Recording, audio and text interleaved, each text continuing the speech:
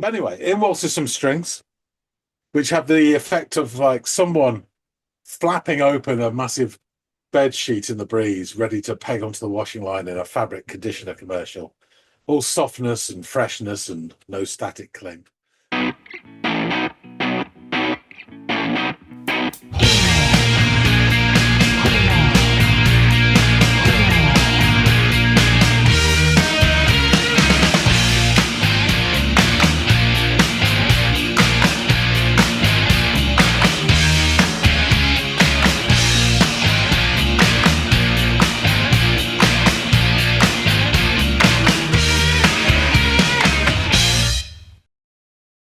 Hey, everybody, and welcome to another episode of Audiophiles. That's for sure. My name's John. His name is Andy. Out there tonight is the night of my life's got my name on it. Run down my street, Adidas on my feet. I'm on fire. More on that later. First, we have a song to listen to. Andy, my friend, what do you got? We are going to be returning to a band that we've listened to now twice on the channel, I believe. Um, and it is the band Sunny Day Real Estate. Roses in Water. That's one of them, yes. Better the Devil You Know? No. No, close.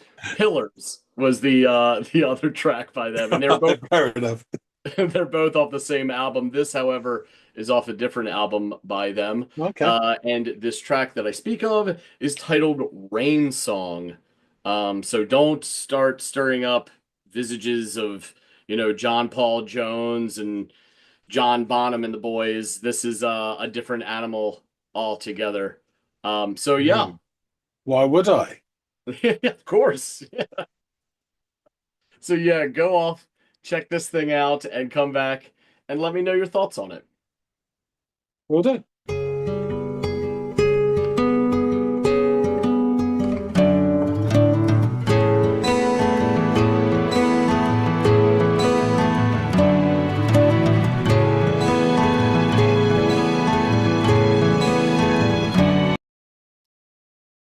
Okay, it's a really interesting start. Um, this is a stretch, I know, but I mean, this is what popped into my head.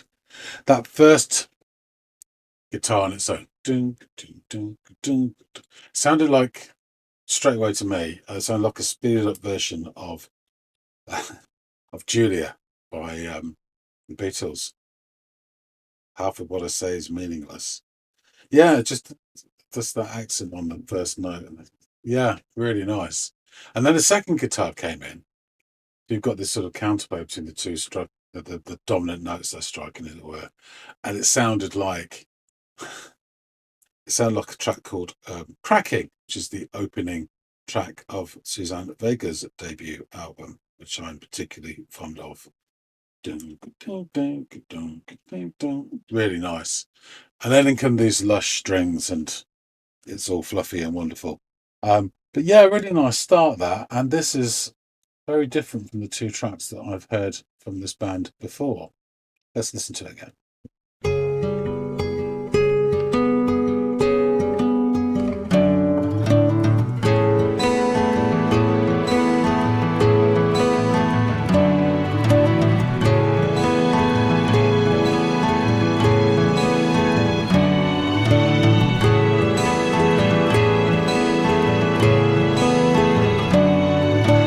How games they play and end and awake and returning within.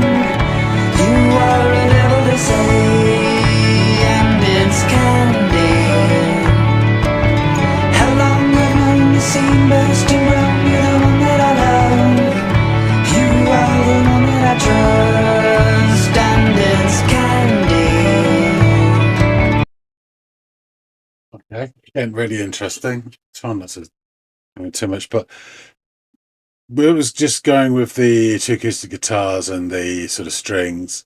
It felt sort of like a really sort of airy and breezy, like a fabric conditioner advert for TV. Fresh and breezy and no static cling.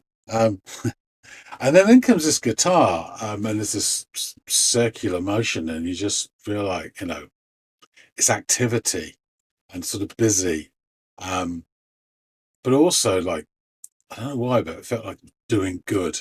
Um, it's a very strange thing to get from a riff, but that's what I got.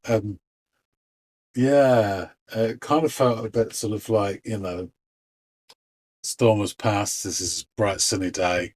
Let's get on with rebuilding all the broken houses. That's what I got. Anyway, his voice is fine. I'm really struggling to sort of get it with that busy guitar, sort of circular riff as well. That was distracting me. But I heard him saying it's Candy twice.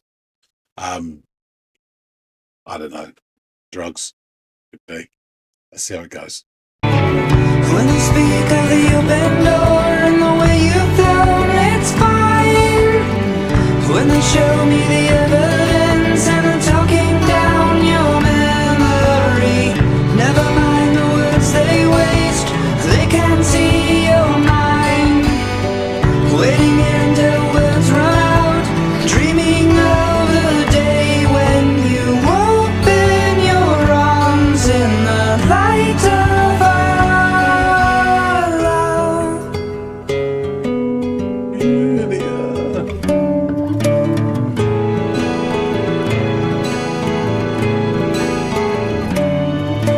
How games they play and end and awake and returning within. You are an Yeah, that was really interesting. I was trying to get the words there.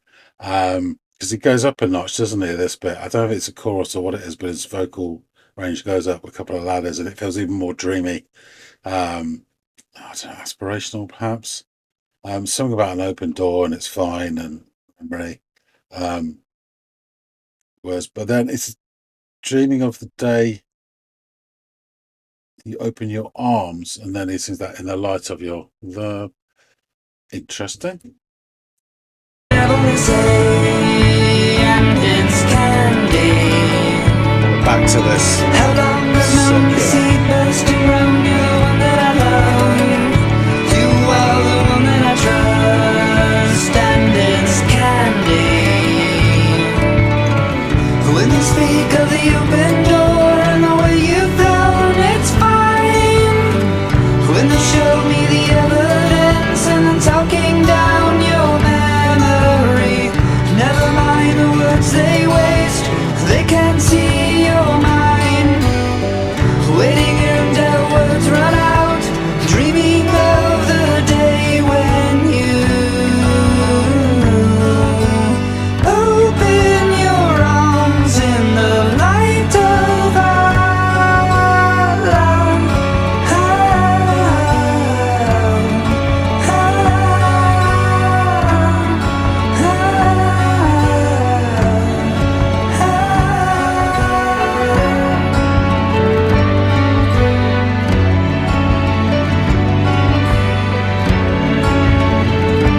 It's piano.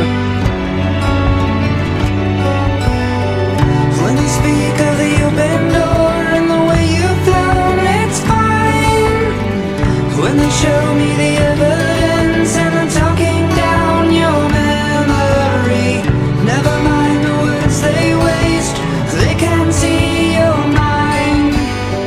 Waiting here until words run out, dreaming of the day when you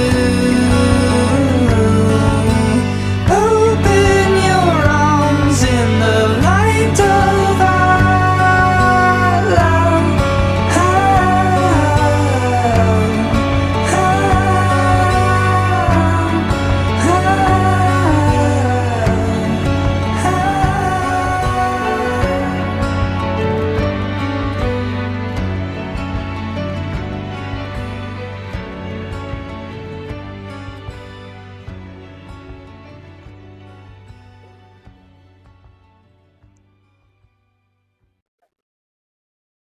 Yeah, interesting. Very pretty song. Quite sort of floaty, dreamy in nature. I just wonder. God, I didn't get that many lyrics, but I think that key phrase is said, "Dreaming of the day when you open your arms in the light of our love. It means it hasn't happened yet. So whether it's aspirational or delusional, I presume he's talking about a relationship with a person. I do hope it's not bloody heroin again. Joke. But no, it just makes you wonder: is this in good faith, or is it a dodgy narrator again? And it's all very sort of floaty, dreamy, wonderful, almost wholesome. In the mind of the narrator, but it does make you wonder about the object of this song, whether they feel the same. And maybe that's my cynicism coming out, but there you go. Yeah, interesting, and very, very different. But yeah, there's definitely heard. I don't know. I can't get my head beyond that sort of Beatles Julia reference. Yeah, interesting. We need to find out more about this, so let's go back and mull it over with Andy. All right, so you are in from the rain. What do you have to say about the song? Okay. Yeah, very different from the other two. I particularly remember Rose and Water, but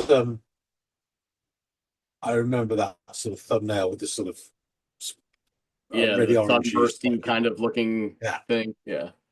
Okay, so yeah, but this had some interesting frames of reference going through my mind as well as I listened to this. Yeah, very different.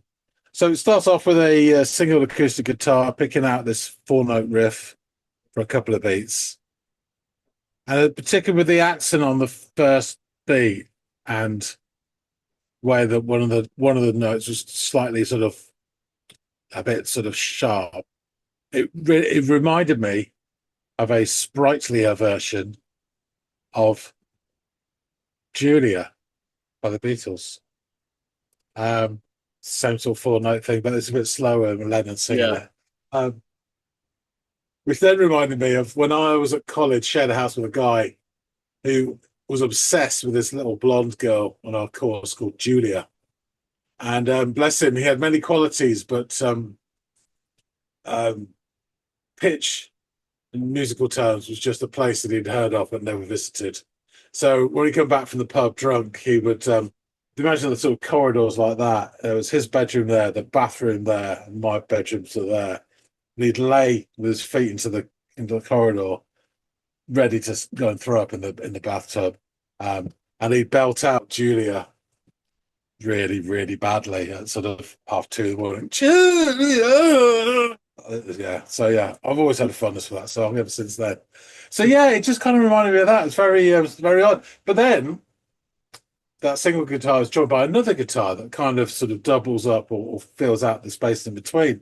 And really strangely, then the two of them together really reminds me of a track called Cracking, which is the opening song on Suzanne Vega's debut album. It's like doom, doom, doom, doom, doom, doom. Very, very similar. And all this in the first 10 seconds. But anyway, in waltzes some strings, which have the effect of like someone flapping open a massive bed sheet in the breeze, ready to peg onto the washing line in a fabric conditioner commercial. All softness and freshness and no static cling. The vocals join, and I immediately struggle to discern the words. Shock horror. At the same time as this electric guitar joins in, which is crafting a little sort of circular motif, which is has an air of wholesomeness about it, but also of like busy activity, like almost, I don't know, doing good. For some reason, I imagined a rescued pipistrelle with a broken wing, so been healed and finally been released and flapping and twisting its way up onto the breeze, or a small embattled community getting together to repair the local pig wrangling station after a destructive storm. Yeah, it had that kind of nice uplifting quality sort of thing. I catch the words "and it's candy," and then repeat it again after a few lines, which makes me wonder. Ping, drugs first thing, but may not be. The electric guitar sort of circular motif drops out, and the vocals shuffle up a couple of rungs on the ladder of dreaminess. And because it's repeated there a couple more times, I believe this is the chorus, but it's not very sort of chorus-like in terms of a banging sort of, catchy bit, but it's it's there. It does sort of become, I say, his vocals go up and on scale as well. I catch snippets, but something about speak of an open door, and it's fine. This is after a couple of attempts. Fine, talking down your memory. They can't see your mind. Words run out, and then this bit, which is really stuck out as important. Dreaming of the day when you open your arms in the light of our love. Now, this first chorus, the word love extends and it kicks back down to just the starting again, almost like a reset. But that starting proposition of this solo acoustic guitar, very that 4-note phrase, and then back come the warm fuzzy strings and the bustling guitar, sort of that circular electric thing, almost like a bumblebee. And again, I couldn't discern it, but I hear the Candy refrain a couple of times again. So yeah, it's interesting. The next part, the chorus is repeated again, but this time when we get to the end, the in the light of our love, he just kind of vocalizes almost an echo, like a pulse going out of the word, and it drifts off. And this pleasant little piano cameo comes in for a bar and a half or something, which is really nice as well, and adds to the kind of dreamy, wistful nature of it. Yeah. Back comes the chorus again. It circles back round, and here I noticed here, and it may have been earlier, but when he says the bit about the open door, it sounds like he's saying "you bend door." I don't know why, but it's very funny to me. Again, the vocalizing continues again after "Live Love" with the strings and the piano then fading off into the ether as the song finishes. So, not being too hot on the lyrics, I think that this is a song reflecting on a relationship. Now, it may or may not be successful or indeed romantic. But the phrase dreaming of the day when you open your arms, I feel is key, because dreaming of the day when you open your arms means it hasn't happened already. So is this unrequited? Is this aspirational? Is this stalkerish? But it's weird because from the music, I get an overall feeling of all this like wholesome Sunday evening TV show, the one time with all family can sit down and watch something that isn't, controversial or racy or whatever, sort of Highway to Heaven with Michael Landon type thing. And I think this is maybe how the scenario feels in the mind of the narrator. Sort of warm and fuzzy and know where we get to. But one wonders about the object of the song. You do feel or get the sense that despite all the sentiments, that person is almost reduced to an object within the song. Just, without knowing all the lyrics. So it was very interesting. I'd say it was a very pretty song, very low key, in contrast to the original Led Zepp version. But yeah, very different from the other two. There were more sort of, there's a bit of that circular nature, like especially the Roses and Water, it's sort of like churning on itself. Yes. You imagine these petals and the water and the patterns they make. That's what it came to my mind. So there's a little bit of that, but not a lot. In fact, it's a much more sort of sedate and reflective song. I enjoyed it. Yeah. Excellent. Yeah, I'm glad you did. It is a bit of a departure from the more jagged sounds of their earlier material, and this is a bit more. And I don't mean polished from like an overproduction standpoint or anything, but it's just tidier and prettier. Now that doesn't mean it makes it better or it makes it worse. It's just two different ways of presenting and playing. And this is this grown up a little bit more, or has its keel has become even, whereas there was a little bit more emotional, tension and jaggedness to their earlier material. So yeah, I think you're absolutely right. It was definitely a departure from one sound to another for them, which is something that was called out a lot by the critics when they reviewed this album when this came out. So, interesting Sorry, observation. and Yeah, can I yeah. just quickly ask Andy? So, how did that change go down? Was it received well by the fans for the critics? But I would say that yes, it was received fairly well. And I think that maybe they were prepared for it. And to be fair, this isn't a huge leap. This isn't like going from, acid jazz, hard rock to top 40 stuff. yeah, Which is some of what happened with the early, let's say, like Incubus fans who loved that frenetic, crazy, fun-loving, not too serious, loud sound to this, oh, you guys are trying to sell a bunch of records right now. That's what's happening here. So yeah, I think it's a less like that, and that's probably the only time I would ever compare those two bands. But I'm just doing it to cite an example of where it was jarring for both critics and fans, and this one not so much. I don't think. I think they were given a bit more grace, though. I'll get into some interesting quotes later about the sound and who they felt that this iteration of them was akin to and sounded like. So yeah.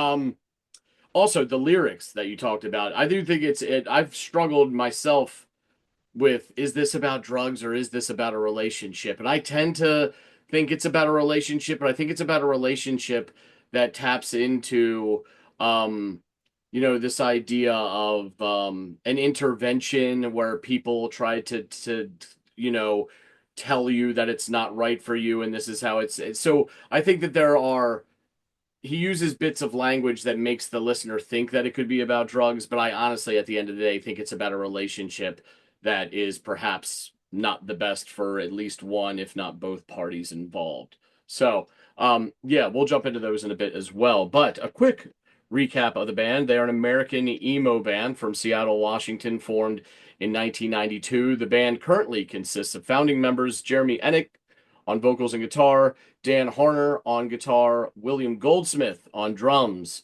who's credited as the drummer for Foo Fighters there very early on, alongside Greg Surin on guitar, who originally played with the band between 2000 and 2001, and Chris Jordan on bass, who joined in 2022. Founding bass guitarist Nate Mendel was a member of the band during 3 of its 4 incarnations, but now plays obviously and exclusively with Foo Fighters. So, the song I had you listen to today features on their 4th album and their first album after leaving Sub Pop Records, The Rising Tide, which was also the album that followed 1998's What It Means to Be Something On, the album that features the aforementioned Roses in Water and Pillars.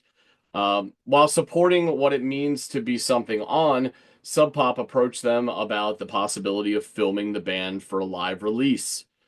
2 shows were documented, one on video, one on audio. And in the weeks after their release, the band noted their displeasure with the video and the CD, complaining that Sub Pop did not allow them final approval on the artwork or on the final mixes. And so, having fulfilled their contractual obligations, the band left the label. The band's manager, Greg Williamson, departed, and the band signed with Time Bomb Recordings, which is an independent label distributed by BMG. The band also moved forward as a 3-piece rather than the quartet that they had been up until this point. The band joined the longtime Husker Du sound engineer Lou Giordano and began writing and recording The Rising Tide at Dreamland Recording Studios in West Hurley, New York. The album was released in June of 2000. The Rising Tide is an arena rock album with elements of progressive rock and symphonic rock. The lyrics include references to rain, angels, and the ocean. Individual tracks drew comparisons to Rush, Yes, and Doves, while frontman Jeremy Enig's vocals were compared to Yes frontman John Anderson and U2 frontman Bono.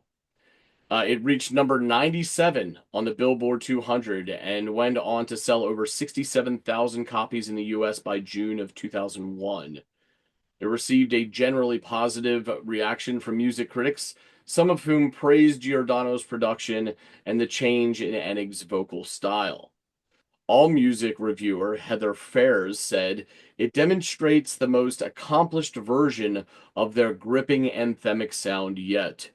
Giordano's skills provided the album an unabashedly big, clean sound that frames Sunny Day's detailed songwriting and arrangements perfectly.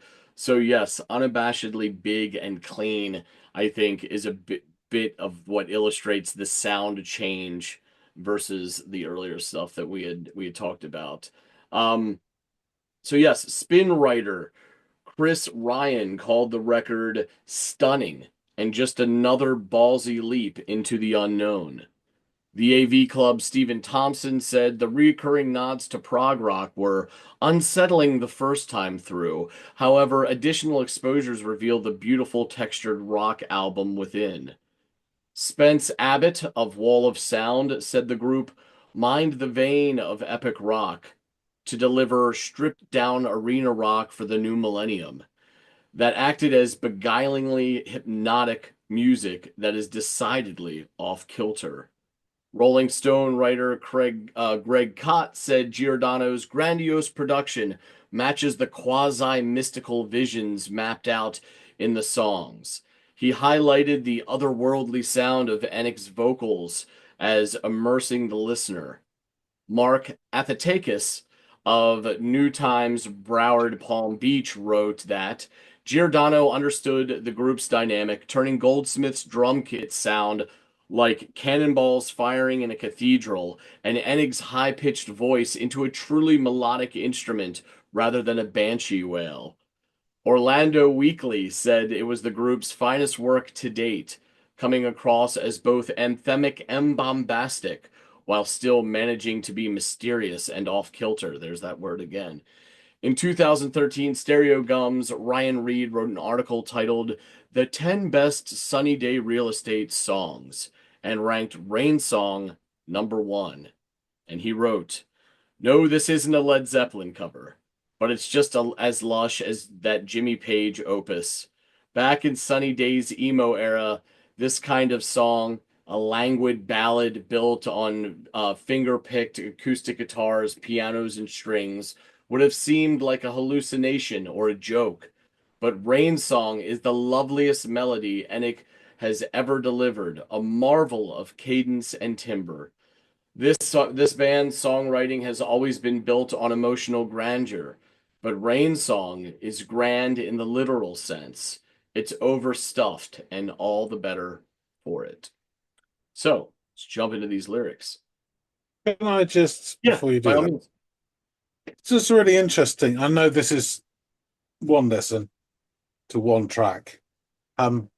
I really don't get the Yes or the Rush references. They probably appear in the album, but not on this track. Yeah, there might be better. I'm sure there are better examples of that shining through. It's odd though because, like, for me, now I know it's not sung in the same. Usually, I don't. To me, I could hear shades of Geddy Lee's higher register in Enig's register in this song, if I'm being honest. But that's probably as close as I can get to on this track, agreeing with some of what was written here. But again, this is one track off an album with many. So Yeah, I'm no expert on either of those two bands. I think I know Yes slightly better. And I feel that Yes is a bigger band in this country. I think Rush is pretty much completely unknown in this country. It really, did not translate across the pond. wow, Yeah, okay. no one talks about Rush. There's none of their stuff ever got in the charts. Never, no, yeah. They are a very, very small band in this country.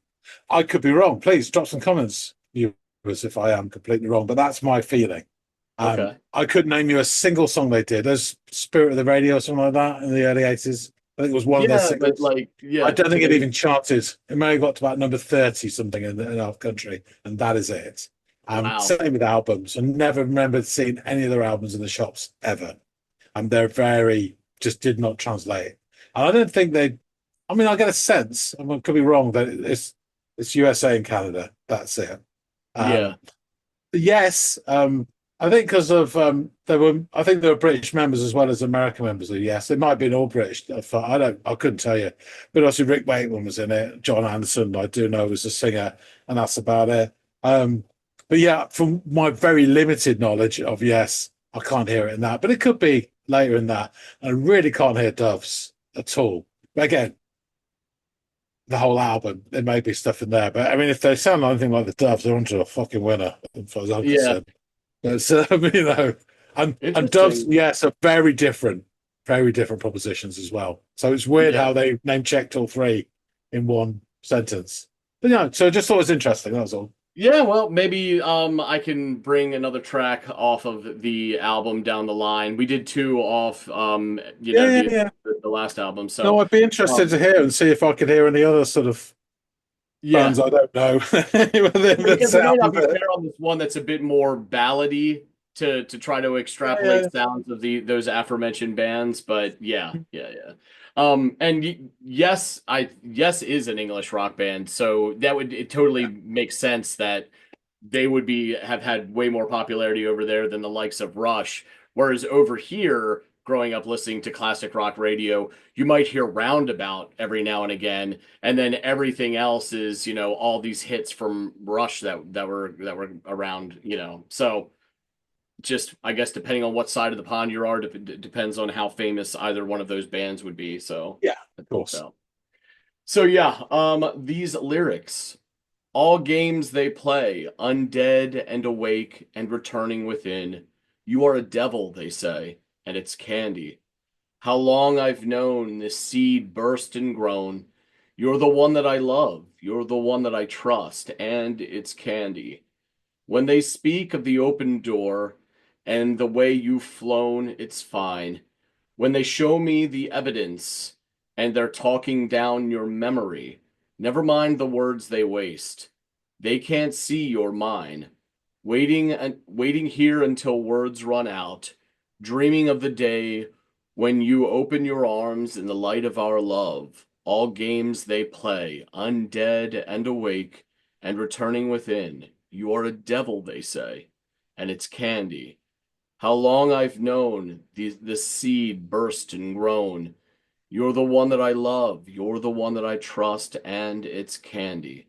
When they speak of the open door and the way you've flown, it's fine. When they show me the evidence and they're talking down your memory, never mind the words they waste.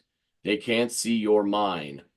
Waiting here until words run out, dreaming of the day when you open your arms in the light of our love. When they speak of the open door and the way you've flown, it's fine. When they show me the evidence and they're talking down your memory, never mind the words they waste. They can't see your mine. Waiting here until words run out, dreaming of the day when you open your arms in the light of our love. So yeah, I think it's really interesting that you latched onto that. Obsessive, isn't it? Yeah, yeah, and the bit about the open your arms, and that's where you sort of decidedly said, okay, this is not about drugs. This is more of a human to human interaction. And I think that you're right in doing that because there are like it's candy is hard for you to not think of the dynamic one has with an addiction, right? And this is an addiction, and Yeah. the idea of like them talking down your memory as if to try to convince you to wean yourself off is very like intervention-y. But I think you're right. He's writing about this situation and being in love with this individual, and the issue those who care about him have taken with it, to the same way they would approach him trying to break him of his drug habit. So there are similarities between the two, but I think that little blurb, as you mentioned, is enough for you to understand it is likely about someone with whom he was in love or still is and is obsessive over. So, shortly after the album's release and just before embarking on a European tour in support of it, the group broke up in June, citing management issues, advertising, and Time Bomb's distribution deal, although they have reunited twice since then, in 2009 and in 2022. However, Despite the reunions, the band never again released a studio album, making Rising Tide the band's fourth and final album. So, who knows what the future might hold, but I tend to think that this is probably it as far as new music goes. I'd love it if that was not the case, but even if there isn't, there are still four really good albums with some interesting songs to scope out on each. So I'm glad you gave this one a listen, John. I'm glad that you enjoyed it, and as I mentioned, maybe someone in the listening audience can offer up something else off this album, or I can, pick one of the other tracks off of it that I really enjoy that I can throw your way that perhaps illustrates some of these comparisons that we caught in the critics' reviews. So thanks so much for giving this one a go, John. Appreciate your time, buddy. My pleasure. Excellent. Guys out there in the listening audience, please let us know what you think of this track by Sunny Day Real Estate. And as I mentioned before, give us any suggestions, whether it is off this album or it's off any of their other stuff. We'd love to hear more from the band. I'm sure John would be keen on checking out more of their stuff. So give it a shout. And if it's not them, let it be someone else. But, offer us up some songs. We'll add it to the list of tracks that we devote our Friday episodes to. So we love hearing from you guys. Also, please like, share, and subscribe if you haven't done any or all of those things. It does help us over here at the channel. Only costs you a couple moments, and we will forever be in your pocket. So thank you. All that out of the way, hopefully John and I will catch all y'all in growing numbers on the next installment of the Audiophiles. We'll see you later, guys.